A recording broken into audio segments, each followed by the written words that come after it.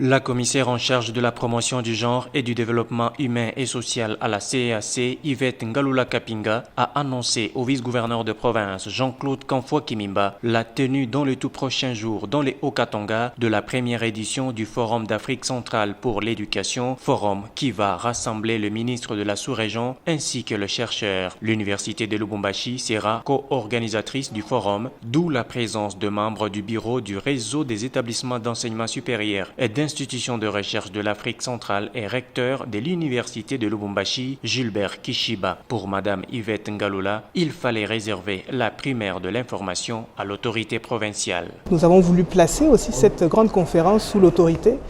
du principal de la province, avec lequel nous avons échangé à l'instant, le vice-gouverneur, pour voir quel serait le rôle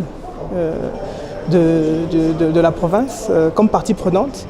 dans cet exercice, mais également voir comment est-ce qu'à l'issue d'une conférence telle que celle-là, quelles pourraient être les retombées aussi pour la province. Avec le ministre national de la Santé en République démocratique du Congo en mission dans les Hauts-Katanga, il était question de faire part à l'autorité provinciale de l'objectif de sa mission dans sa juridiction. Le président de la République, son Excellence Félix Antoine Tshisekedi Tshilombo, a décidé de lancer la couverture santé universelle, qui est son programme phare qui doit permettre à tous les Congolais d'accéder aux soins de santé de qualité sans se ruiner.